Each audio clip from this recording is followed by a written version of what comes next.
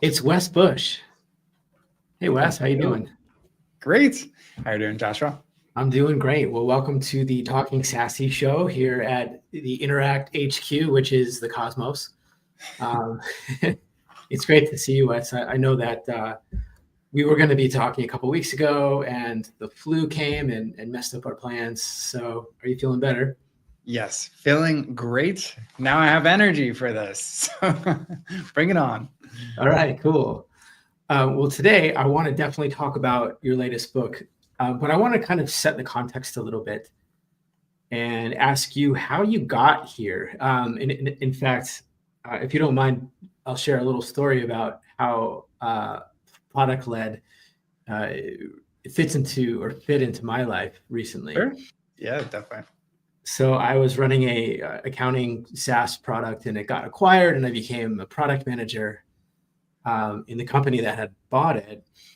And I went to the director of operations and I said, you know what? We really need to be product led. That's the problem. The problem is we're not product led. And he got really upset. He looked at me and said, I can't have product making strategic decisions for this business. And I'm like, what do you mean? It's like, you're the product team. You should be building what we ask you to build. And I was like, oh, you don't know what that means. Product led, you don't know what that means. So I waited about 3 weeks and I went back to him and I said, so what do you think Yeah. about product led? He said, oh, I get it. You're right. We got to do this. Yeah. So, um, a lot of people still haven't heard of what this means. And I'm curious if you could share with our audience, how did you arrive at being the product led guy? Totally. Yeah. And I'm happy to go through that, but I'm curious, what did you what changed in those 3 weeks to get them on board? Because a lot of people I talk to, they're still in that camp of like, okay, I don't quite get it. Can't convince my management on that stuff too, but you did something there. Curious what that was. Well, I'll give credit where credit's due. I started sending him articles from your blog. Nice. That's what they're there for. They work. Cool. Well, that's awesome. So, yeah, to answer your other question about like how I became the product led guy, oh man, it's been a wild, long journey. Like when I think back to it, it's been about 9 years just like B2B SaaS, helping companies grow. And when I first kind of cut my teeth in SaaS, it was helping them from like demand generation, digital marketing fronts get leads for their sales team. I was helping the sales led SaaS companies grow. And at every kind of big campaign I was launching, I was always just going back to the sales team being like, hey, like, how are those leads? What did that look like? Did they want to talk to you? Was that like a good campaign or not? And a lot of times I would just go back to and hear from them and they would say, you know what? They don't really want to talk to us. So I always felt in like the back of my head, I'm like, there's gotta be the better way to do this. This Yeah. is the like predictable revenue playbook that, was so common at that time that every SaaS company was just doing it. And so then we had a few competitors that had like free trial models. And we started looking over and say, hey, like, maybe that's working. Maybe we should try that out too. And so we launched this free trial when I was at this company called Vidyard, and we didn't really know what we were doing at that time. So it didn't work. And then about 6 months later, we're like, okay, we've learned a lot from this whole kind of failed experience, but let's launch a freemium product. And luckily, like that product took off. So that had like over 100,000 users first 12 months. And then since it's been used by millions of people, which is fantastic. But it was at that time where I was like, oh my goodness, like this, if I was to get that 100,000 users in the traditional model, it would have like cost a fortune to do that. And so from that point, I was like, okay, this is what people want. They're even sharing this, marketing our product for us on our behalf. And this has to be where the market is headed. And this is also how I buy a product. Like I never got a white paper for Slack or Zoom. It's like I just started using it, playing around with it. And so since then, I've always just been focusing on helping companies become product led before it was called that. And then when OpenView finally kind of coined the term product led growth, I was like, oh, cool. Like that's what I have been doing. But OpenView was out kind of like preaching like, hey, here's the big IPO kind of product-led companies. This is why it's so amazing. But then I was like, there's this big gap from, product-led startup to getting to that IPO range. And so I just wanted to really distill the how to do it piece, because I felt like that was always missing. And so since then, I've just been refining my approach every year to get better and better, make it easier for people to really understand how to actually do it. Yeah. Yeah. Now, I had a guest on a couple of weeks ago who was terrified about the freemium positioning, right? Like, Oh yeah. whoa, especially getting executives to give away your stuff for free. When you were at Vidyard and you were pitching hey, let's scrap the whole sales team thing. Let's have people actually use the product for a little bit. How are you able to get that past the finish line? Yeah. So for like that scenario on that end, when you're thinking about like, okay, what do we give away for free? Like, should we give away this much or that much? Like when I was at that time, there wasn't like a whole lot of strategic thinking regarding like, okay, let's just like give everything away for free. But one insight we had with that free trial that did not work is we're like a video marketing solution. And so when we gave people like, okay, 14-day free access to this for advanced marketing analytics, what we realized is most people just didn't even upload a video. So at that time, it was really hard actually to create videos. So the hunch was, okay, we need to solve that beginner problem with making a video much easier. And so that was the thinking, like, could we prove out that this is something that is actually a bottleneck for people? And whenever I work with a lot of other companies, like thinking about like what to give away for free, it really is, I always like to break down like user success into like 3 levels. Let's say gamify it. There's like your beginner level, which in that case for Vidyard was like creating a video, sending it to somebody. Without this product, this free product, it was really hard. And then there's like the more intermediate problem, which is like you want to understand how people are watching your videos, how they're interacting with them. So if you can embed it, put it on your site, you can find that. But like the really advanced stuff is like, hey, I want to see if Joshua is watching 80% of our videos or not. And like, I can do that. I can give you custom offers and all that. So if you kind of break down those levels, then it actually makes it a little simpler to be like, oh, like that's the problem we got to solve for the beginner stuff. And the intermediate stuff, like that's our pro plan. That's, where we start monetizing on that level. And if you use that framework, just thought experiment, it really makes it a lot less overwhelming to just understand like what should we give away for free, because your free model has to solve a problem and it has to have like meaningful value. It can't just be like, hey, check it out, 14 days. It doesn't usually work. It's so fascinating that you arrived at the same place that Amy Jo Kim arrived at with her game design, as well as Reforge, where you think about growth, and the conventional way of thinking about growth is, oh, let's throw a bunch of money at some ads. But when you're actually thinking about your product, it makes you think about retention. It makes you think about activation first, because how do you have a subscription business if people don't actually do the thing that gets them the most value? I think it's really cool that that's where ProductLed started for you. And I think that's where it ended up, isn't it? I mean, it's still always evolving. Like as I get deeper and deeper into it, the first, I would say 4 or 5 years, I was just focused on like product-led growth. And that was like the be all end all. I was obsessed with like, okay, let's get your model right. Let's really clarify, what is your offer? Let's get your onboarding right, your pricing. So like all the traditional product-led growth things you would associate with like, that's what we have to master. But then I started looking at all of our customers at that time. There was like 324 clients we had to work with. And then I started saying, which ones are most successful? And at that time, like our ideal customer was, a senior product executive. And I looked at all those senior product executives and I was like, oh, they're not actually that successful. That's interesting. And then I looked at this much smaller segment, which was just the SaaS founders. I was like, oh, like they represent actually 80% of the results. I was like, this is bonkers. And so I was like, why is that? So I started interviewing all of them.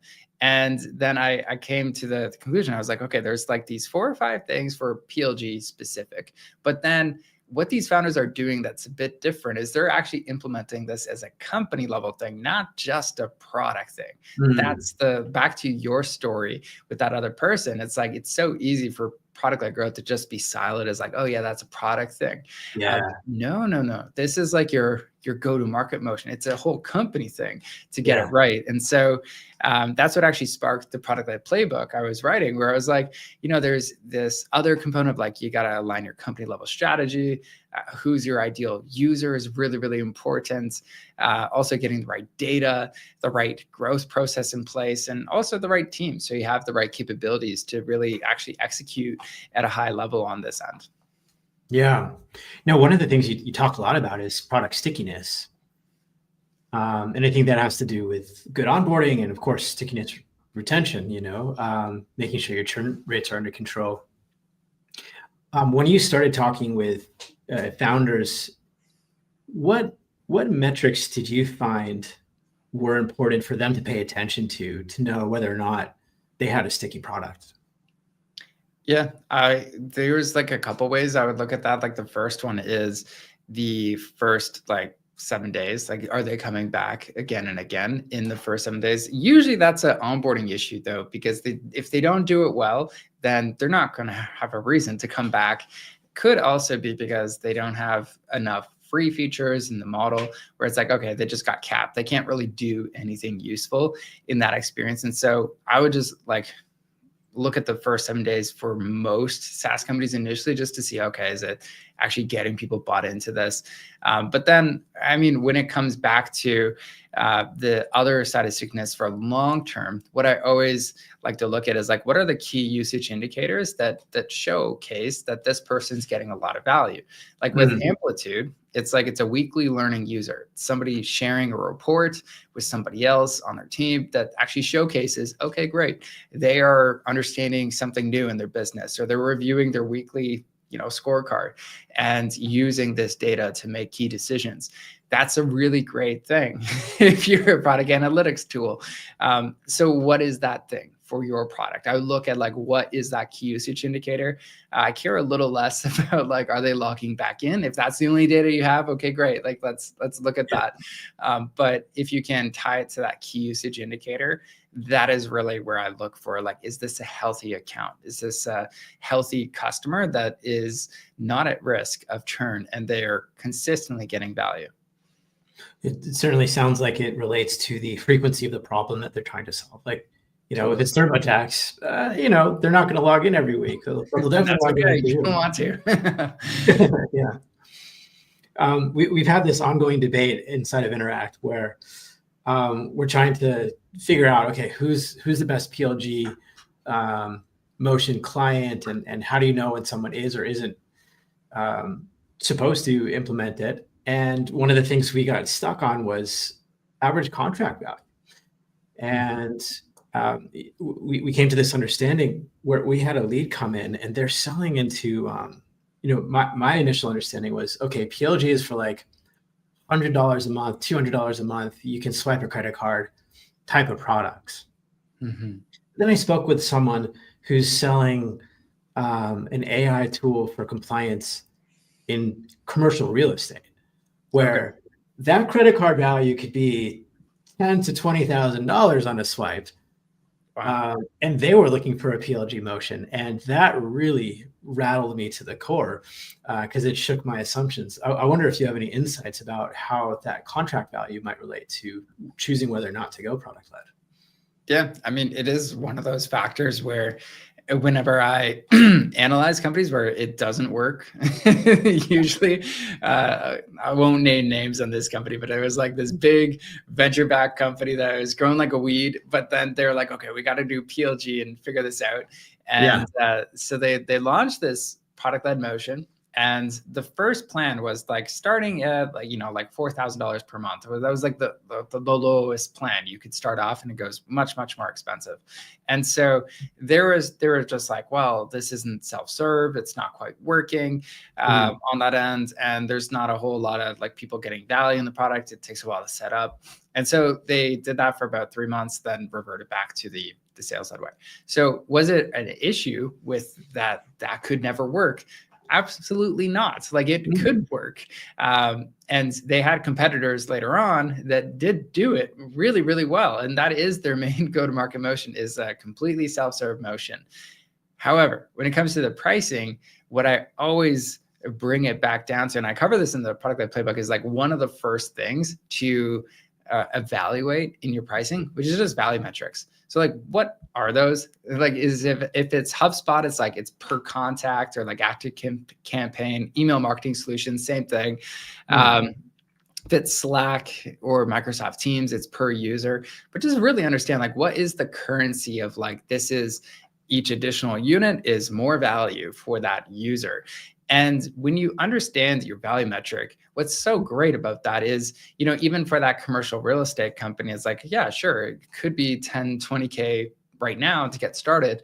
But if maybe it's like per unit or per home or something like that, whatever makes sense for each of those areas, then it's like, hey, listen, it starts at, $250 per month for one unit. If you have, 100 units like you have, well, okay, that is $10,000. And sure, you might want to talk to us before that. And you can have both of those motions too. It's not like it's like don't talk to us at all. You can still have that, but I think just allowing people to get started where it's, I always think about it like a ladder. Each rung on the ladder for each of your plans, even from free to your first paid one, it should feel like a little step. It shouldn't feel like a jump. If it feels like it's like, like you're like one ladder up and then you're trying to go to like the next one and you're like, I can't even reach. It's like, that's not many people are going to be able to do that. And that's where you're going to catch yourself in a situation where you're like, it's not working. And so always trying to have that like easy place for people to get started, but allow them to grow into something that can be, $100,000 per month plus on that level. And so that's how I think about it.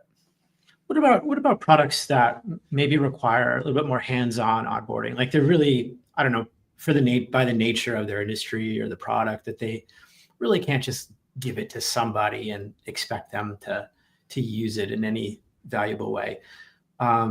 Is there any hope for those types of products for ProductLed? No, definitely.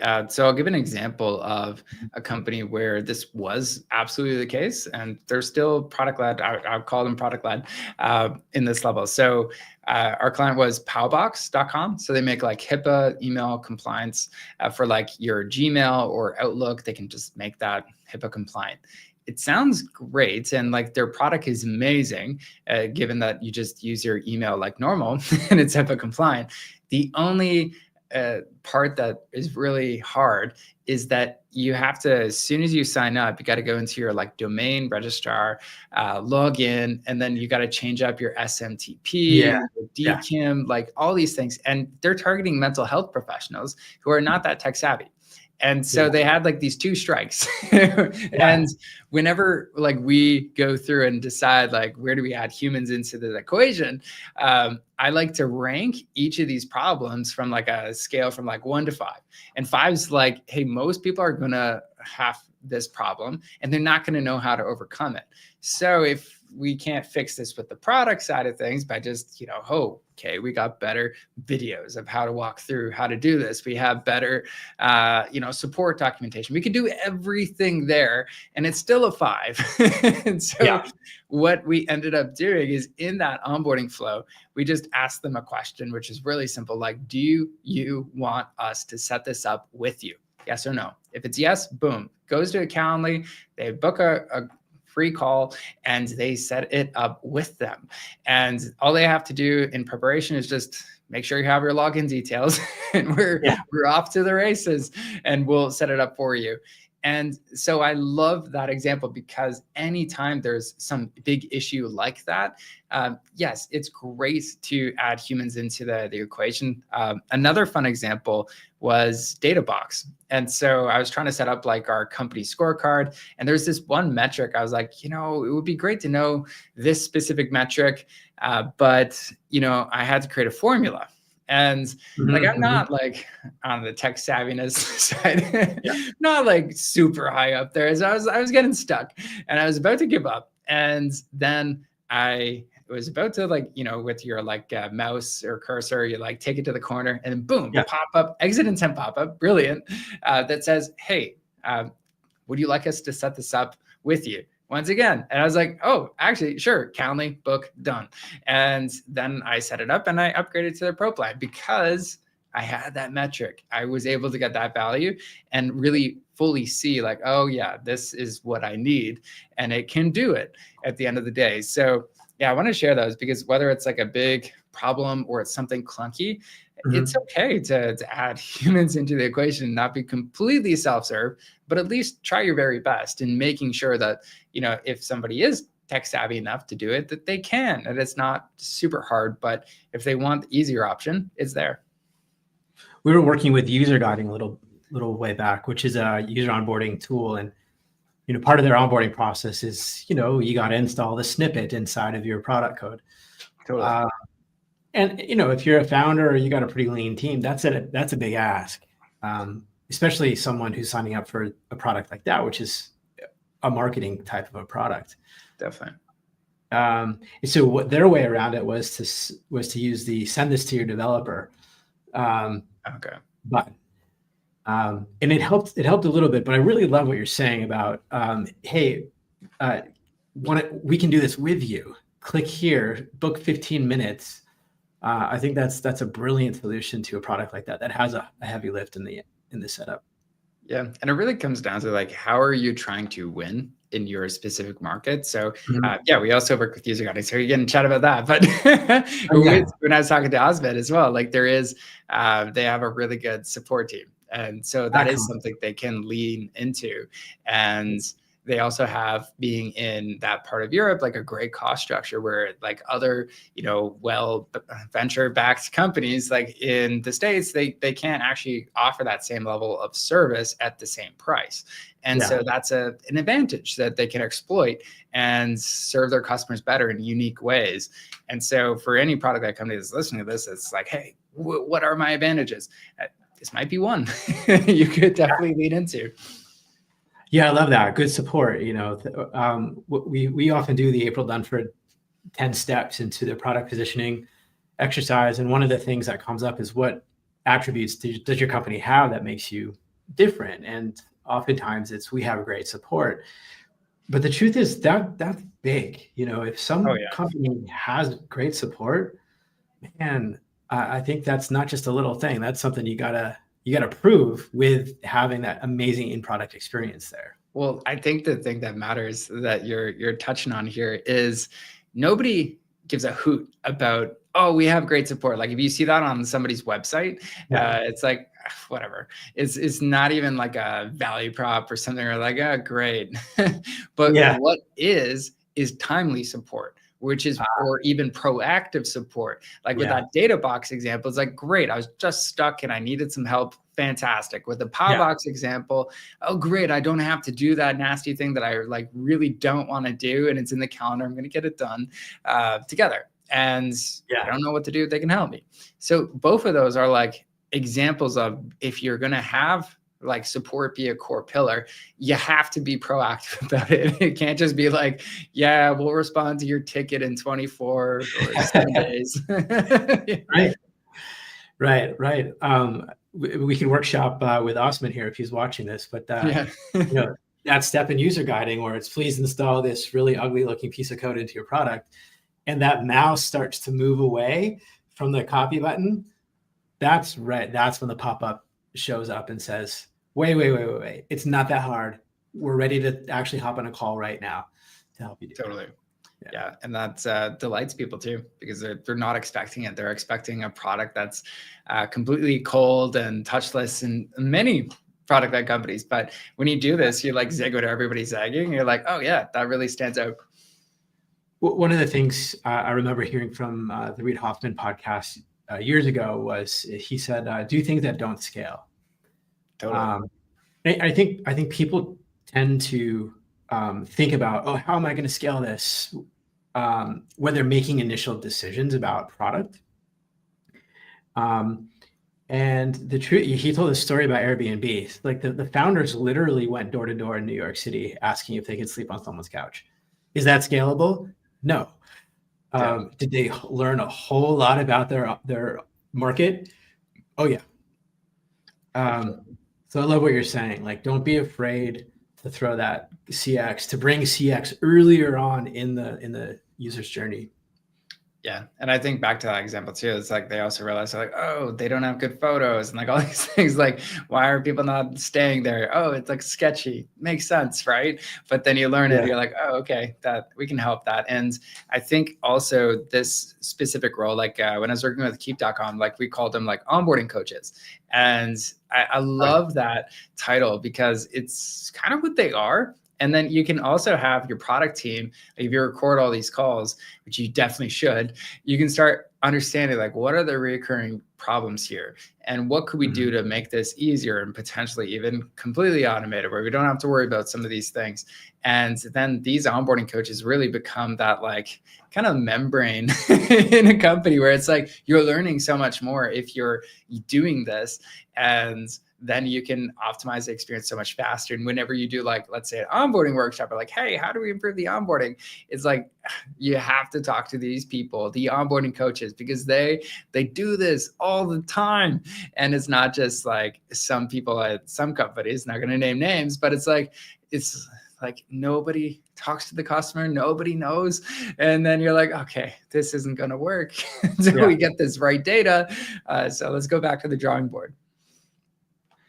I've had recently several great CX experiences. One with Fellow, which is the AI tool I use for my meeting recordings. Cool. And ClickUp. And in both cases, they responded immediately. Were following up to make sure that the issue was resolved, and it leaves a really good taste in your mouth. You start thinking fondly about the brand. And I think that actually leads to really good retention metrics later on. Definitely. Yeah, when they actually care. Yeah, they care. Plus the whole ClickUp HR guys doing their songs. Have you seen that? Oh yeah, I met Chris, I think his last name is Cunningham, and he's their like head of social media. He's hilarious, and he's leading up the HR kind of memes. They're fantastic. Yeah. So one of the criticisms of ProductLed is that people try to stick it where it doesn't belong. So I wonder if you can maybe help us disambiguate who should be thinking about going product-led and who shouldn't. Where's that line drawn? Yeah. So I think in general, like it's just helpful to think about becoming product-led as it's a go-to market motion. And so it's not just your product, it's your entire sales, marketing, product, everything. It will impact all of that. And so just know what you're getting into first. There's sales-led, product-led motion. Yes, you can create a hybrid combo, but what I will say is the stage you're at really matters when you're making some of these decisions. So if you're going from 0 to 1 million, you have to pick one. Like from actually the like 0 to let's say your first 100K, that could definitely and should be founder-led sales. It's like, that's the best thing. You have to do that. There's no like escaping that. That is sales-led, that's talking to people, and you have to do that. No skipping that. Now, once you get like a good amount of customers, you start seeing, okay, we got like early stage like product market fit here. Then that's the question where it's like, hey, you know what? What's the most efficient go-to-market motion here? Is it like more of a sales-led thing? Is it more of a product-led thing? And you'll have to decide like what makes the most sense for you on that. And just pick one though. Don't try and do both to get to the first mil. And then from 1 to 10, it's still just scaling up that specific go-to-market motion. Some companies, depending on how big your total addressable market is, you might be able to layer on some sort of hybrid motion, like the 5 mil to 10 mil range. But once you're like beyond 10 mil, then you're always usually kind of leaning into more than one of these go-to-market motions where you have like product-led and, your hybrid motion. Then maybe if it gets to 100 mil, you also have like an enterprise sales motion too that's getting layered on as well. And Yako from Winning by Design always calls it like the different revenue factories. But yeah, that's the kind of best way of thinking about when does it make the most sense at each stage. Right. I start thinking about product qualified leads, right? Where maybe there's some event or series of events inside of your product that has flagged that user as needing a touch point from a salesperson. Where hybrid, I think what you're saying is hybrid doesn't mean you do both at the same time. Hybrid means you both are augmenting each other. Would you agree with that? Yeah, it should be like complementary. Like if somebody signs up, like let's say Microsoft for a product-led company, great. Okay, Microsoft can still self-serve if they want. However, as like a product qualified lead, if they get value and stuff like that, well, we might also put a bit of that proactive support style into accelerating that deal and also helping them like get the most value out of that experience and kind of giving them what I call the VIP experience within the product. And if they have questions, like they get the priority support, they get extra support. We might reach out and say, hey, how else could we help you? Hey, you're struggling with the upgrade because it's a big company. Okay, great. Let's hop on a call. I'll help you map this all out so you can champion this to the right person. And so you're just being a whole lot more helpful with those specific companies. Mm-hmm. So let me play devil's advocate, and I wonder what you'll say to this, and perhaps we got it wrong. We had a client who we took into ProductLed. We made 3 attempts.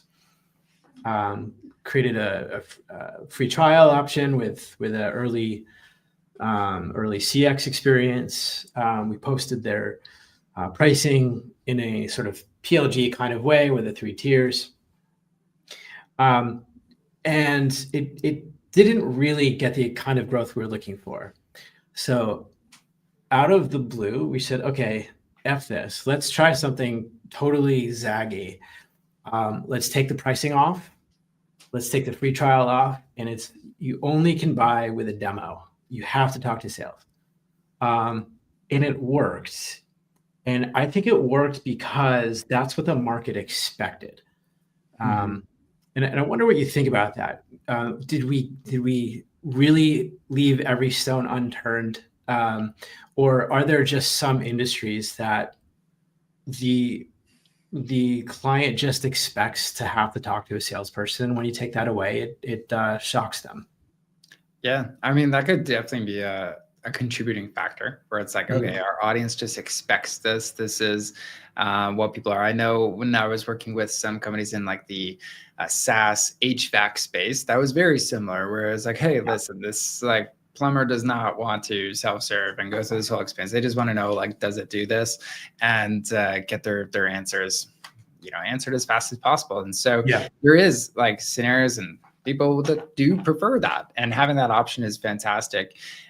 Now, when it comes to just like, why did it work better? Like there's some things I could always like put on my consulting hat and like dive in and see, okay, was it this? But one thing I will say that like really stands out for a lot of companies that do find themselves in this position is, do you have to do a lot of educating when it comes to what you do?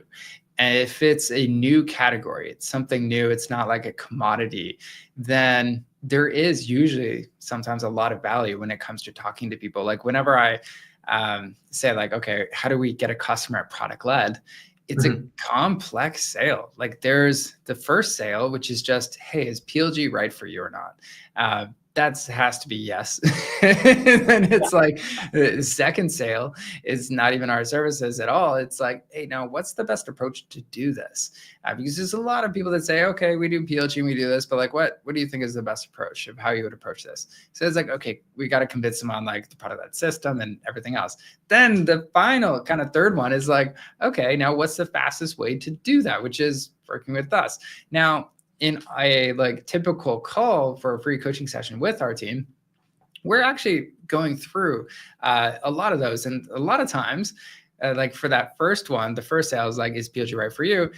Like we're helping them a ton.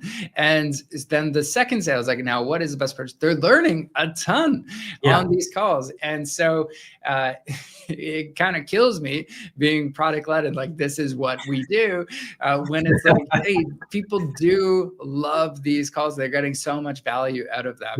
And so there is that side of it too, where it's like, if you are providing value and it's not just adding friction, I believe it's still product led, even if you have a call. How crazy that is.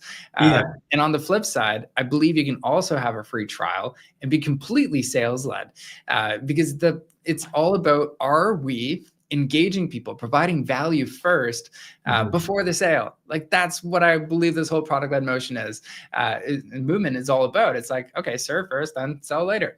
That's how we provide that value first. And so, yeah, I hope that kind of answers part of that, like, devil's advocate question. But if you want to dig more into it, I could go on. I love that. I'm going to put that on a t-shirt. Serve first, sell later. Yes. I really like that. You talked a lot about how PLG isn't just a product organization problem. It's really an organizational movement.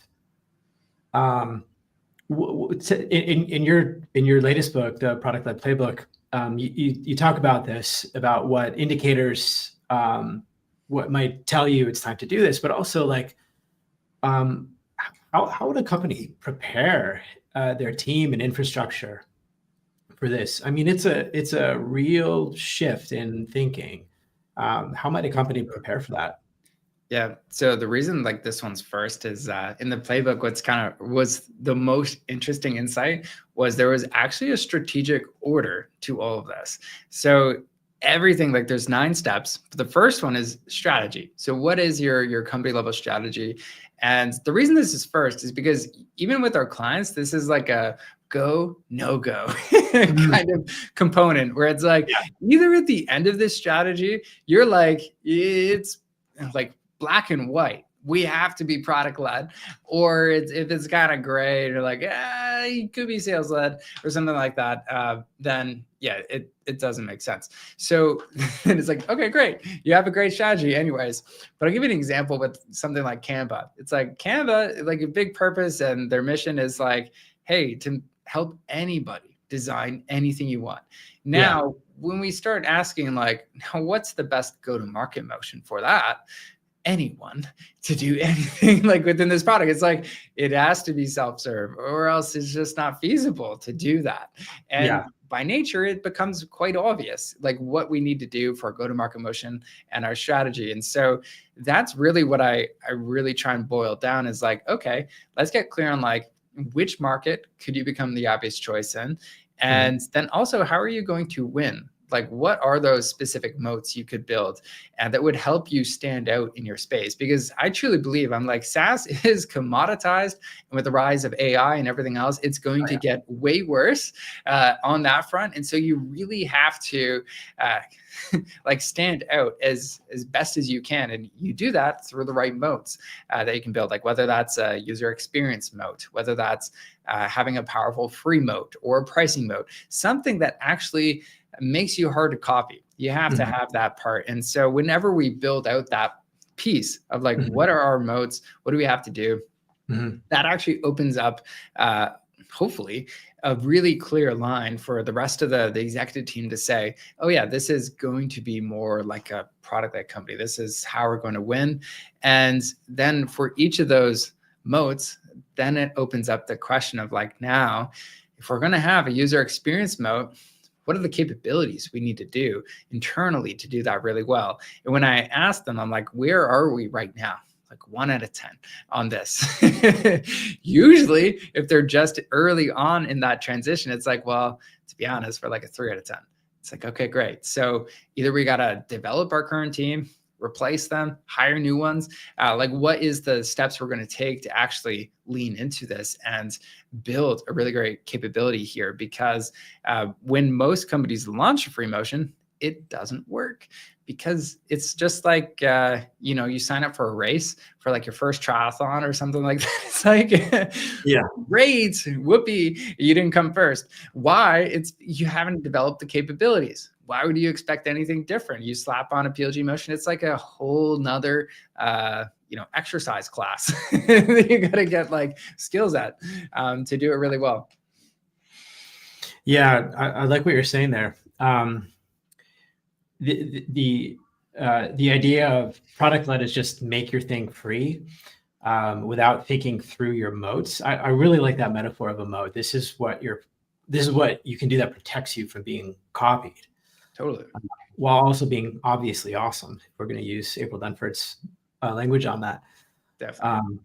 And it's not just give your stuff away for free. It's really understand how value is created by the product, how you can do that better than everybody else. And if that's, I have great customer support, you show that on day one, like we were talking about before. Yeah. Yeah, and like the moats would just help get everything super clear. Like when you think of like Adobe Photoshop versus Canva, it's like Canva's moats are like a super powerful free moat, super generous on what they're giving away for free. Amazing user experience mode, simple as anything can be. And then the last one is like pricing. Very affordable pricing. And so if you have those three moats, it's like that is a disruptive play. And that is going to help you go up against a well-entrenched competitor, and you can win against them with a much simpler product. And it's, I would argue that Canva is winning. Definitely. Yeah. I have a buddy who lives nearby, and he's super into what is it called when they're not UFOs anymore, but they're extraterrestrial something. I don't know. No, it's like they're not unidentified; they're just unidentifiable. Anyway, so like he's really into alternative ways of thinking, and we like to sit down for a coffee every once in a while. And one of the things he brought up, which was really interesting, he's a UX designer, and he said, at some point in the not too distant future, UI is just going to become meaningless. You're going to use an application that doesn't have any interface at all. You just talk to it. It performs the action. So I wonder if you're seeing any trends. Like what does the future of PLG look like? What's emerging? Where are the innovations happening right now? Yeah, well, I think like there's I look at like what's happening in the AI space right now, and then PLG, and everything comes in waves, right? Like if you remember like 10 years ago, AI actually was a really big thing. And then people were like, oh yeah, AI, everything, it's fantastic. And then it's like, nobody, it's like, it just hits the trough and people forget about it for a bit. And then, they're like ChatGPT, boom. And it's like, oh, AI is everything. And people get excited about it. Now, I look at these waves and I'm like, some of them are like really crossing each other's paths in perfect time and harmony. And it's going to enable like even faster growth for some of these companies. And so when I think of like what I'm expecting in the PLG space is there is so many things right now that are really hard to do and to understand even how to roll out. Like when you think about like you were talking about userguiding.com earlier, and it's like, hey, to design and get people to value like each of those flows, that takes a ton of work for somebody. Now with AI, if they know, like, you ask them a question, like, what's your goal? Boom, takes him personalized kind of path. Oh, you're from Microsoft. It automatically triages and gives you like the VIP experience.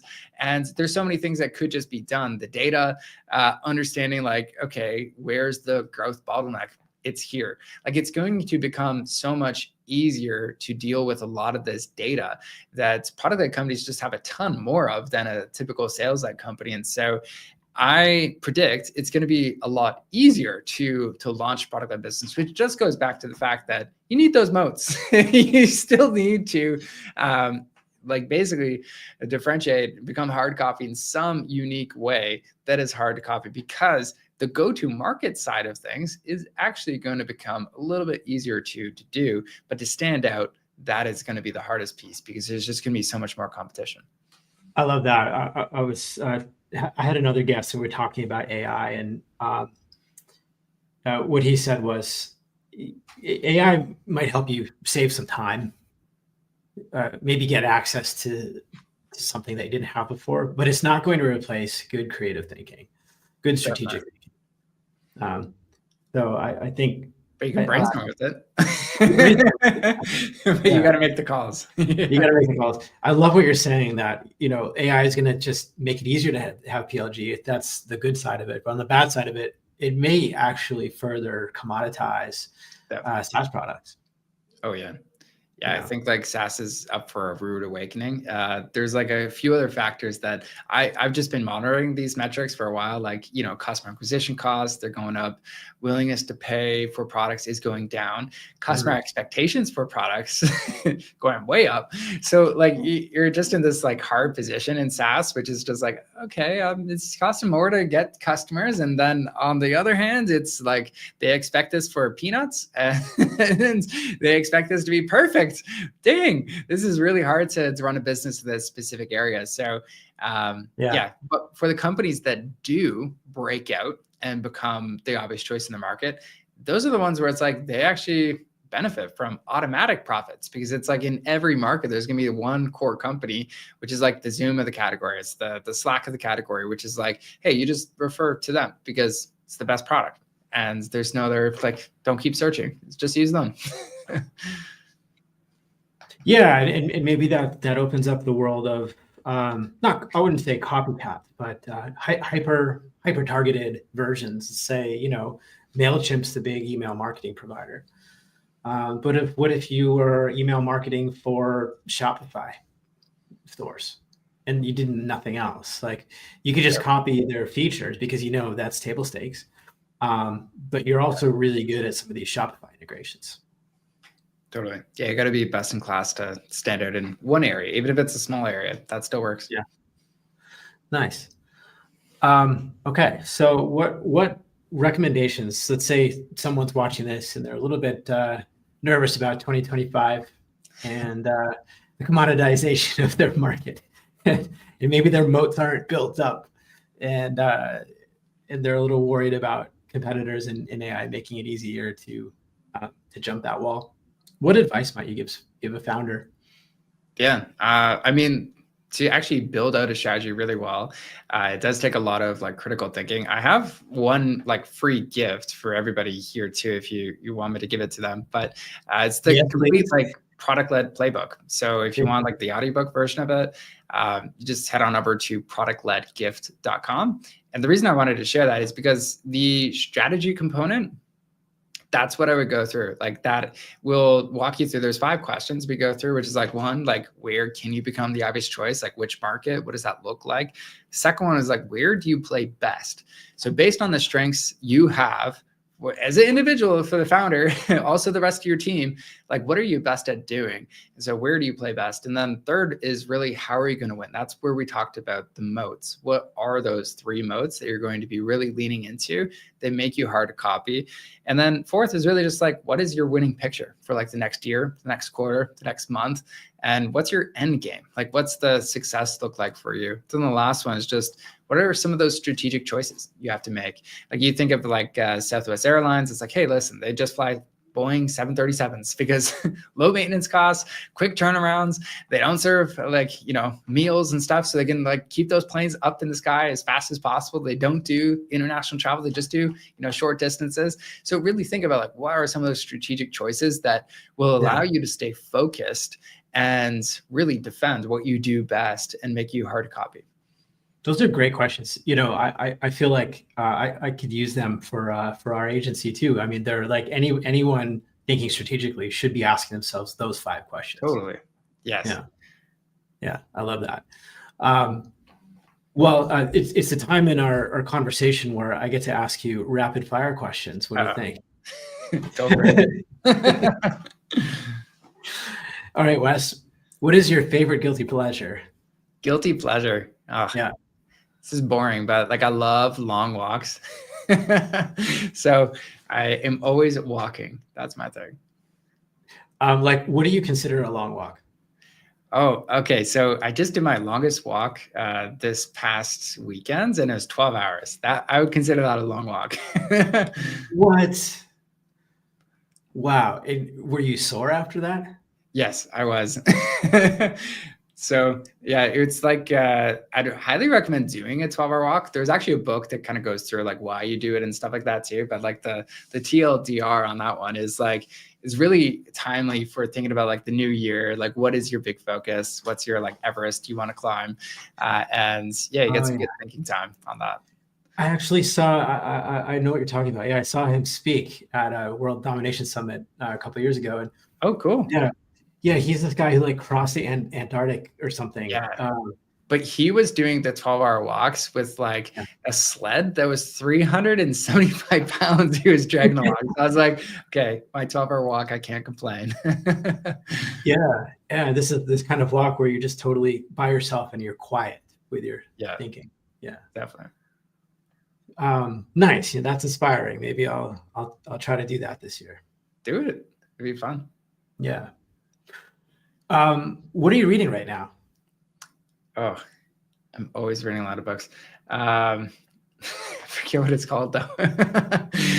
Something about how to be rich or something like that. Something like basic, and it sounds really funny. But what I like about this book is it just talks about like, you know, what are the beliefs you have regarding like being rich and all that stuff. So I'll actually try and find the actual. Is it The Psychology of Money? No. Okay, I actually ordered it. Physical copy book, which for me is rare because I always order everything on Kindle because I don't know if any of you or you've used this, but the Readwise app is pretty cool. It like takes all your highlights from the book and then you can like go through them in like Evernote or Notion or stuff like that. But it's called The Science of Getting Rich by Wallace Wattles, and really short book, but so far, yeah, it changes some of those mindsets. Okay, cool. Money is so much to psychology. Totally. I love that. Okay, if you weren't doing this job, Wes, what's the most unusual job that you might be doing right now? Ooh. Maybe like a sailing instructor, something on the water. That'd be fun. Cool. I like that. All right. What's the weirdest or funniest habit that you have that might surprise our viewers? The weirdest habit. Let's see. I have a lot of habits, but I'm trying to think like what's weird. Yeah, I think I just wake up early, like 4:30 a.m. every day. It's not really weird, but that's when I write in the morning, every single morning. Nice. I admire that discipline. I like it, but go to bed early to make it happen. Yeah, you have to, don't you? Definitely. What's one fashion trend you're glad has come back, or you're glad your hope never does come back? Ooh, that's a hard question for me because like I don't care that much about fashion. So out of it. But I don't know. Corsets or something. I don't know. Oh, that's a good answer. I like that. Wait, you want them to come back? No. Yeah. I just had to clarify. Wes Bush, tell our viewers where they can. You're giving away your book for free. Definitely. So tell our viewers again where they can get that. Yeah, so if you want the free ProductLed playbook, you can get it at productledgift.com. And then if you want to find out more about what we do at ProductLed or myself, you can just head on over to productled.com or find me on LinkedIn, just Wes Bush. Wes Bush, it's been a pleasure as always. Thank you very much. Yes, thanks so much for having me.